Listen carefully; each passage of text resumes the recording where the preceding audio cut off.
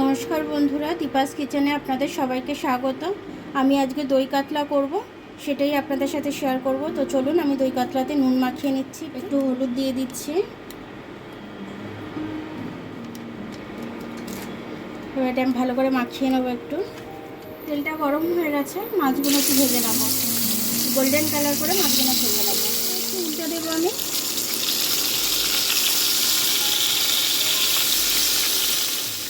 মাছগুলো এবার আমি তুলে নেব। মাছগুলো দই কাতলা করতে গেলে বেশি গোল্ডেন কালার করতে নেই, হালকা করে ভেজে নিতে হয়। আমি হালকা করেই ভেজে নিয়েছি।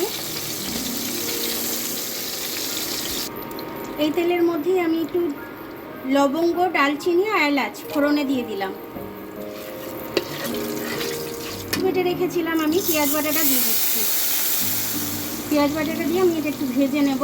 ততক্ষণে আমি একটু আদা রসুন বেটে নেব। এটা ভাজা হোক, আমি ততক্ষণ আদা রসুনটা বেটে নেব। রসুনটা বেটে রেখেছিলাম, দিয়ে দিলাম। এটা একটু ভালো করে কষে নেবো আমি। সামান্য হলুদ দিয়ে দেবো, নুন দিয়ে দেবো। এটা ভাজতে ভাজতে বলে দিই, মশলাটা কষতে কষতে আমি একটু পোস্ত আর একটু কাজু বাদাম বেটে নেব মিক্সিতে। কাজুটা আর এই পোস্তটা আমি বেটে নেব। এর সাথে আমি দইটা দিয়ে দিচ্ছি, দিয়ে একবারে আমি পেস্ট বানিয়ে নেব। ধনে গুঁড়ো দিয়ে দিলাম আমি এটার মধ্যে 1 চামচের মতো। একটু জিরে গুঁড়ো দিয়ে দিচ্ছি 1 চামচের মতো।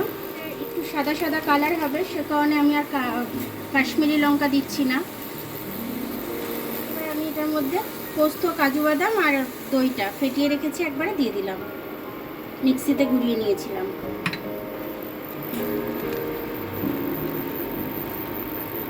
বেশি কষবো না, কারণ কাজু বাদাম আছে, তলায় ধরে নেবে মশলাটা। আমার মশলাটা কষা হয়ে গেছিল। মশলাটা আমার কষা হয়ে গেছে, আমি এবার জলটা দিয়ে দিচ্ছি। মিক্সিটা ধুয়েই দিয়ে দিলাম, কারণ মিক্সির মধ্যে দই লেগেছিল অনেকটাই, দই কাজু। এবার মাছগুলো আমি দিয়ে দেব। দেখুন আমার ঝোলটা ফুটছে হালকা হালকা। এবার আমি মাছটা দিয়ে দেবো। কাঁচা লঙ্কা ছিঁড়ে রেখেছি, কাঁচা লঙ্কাগুলো দিয়ে দেবো। এর মধ্যে চাইলে আপনারা ধনেপাতা অল্প করে দিতে পারেন, কিন্তু আমার কাছে ধনেপাতাটা নেই, সে কারণে আমি ধনেপাতাটা দিতে পারলাম না। আমার এটা কিন্তু হয়ে গেছে, আর এর থেকে ঝোল কমাবো না। এবার নামিয়ে নিচ্ছি আমি। দেখুন আমার দই কাতলাটা কিন্তু খুব সুন্দরভাবে হয়ে গেল। আমার দই কাতলাটা যদি এরকমভাবে আপনারা করে খান, এটা দিয়েই শুধু ভাত খাওয়া হয়ে যাবে, আর কিছু লাগবে না। তো সেদিনকে একটু চাল বেশি নিতে হবে এরকমভাবে দই কাতলাটা করলে পরে। তো আমার ভিডিওটা দেখার জন্য অনেক অনেক ধন্যবাদ। আমার ভিডিওটা যদি আপনাদের পছন্দ হয় তাহলে লাইক, সাবস্ক্রাইব, বেল আইকনটা একটু টিপে দেবেন। আর যদি ফেসবুক থেকে দেখেন, লাইক আর ফলোটা একটু করে দেবেন। আবার কাল দেখা হবে নতুন রেসিপির সাথে। ততক্ষণ আপনারা ভালো থাকবেন, আমি আসছি।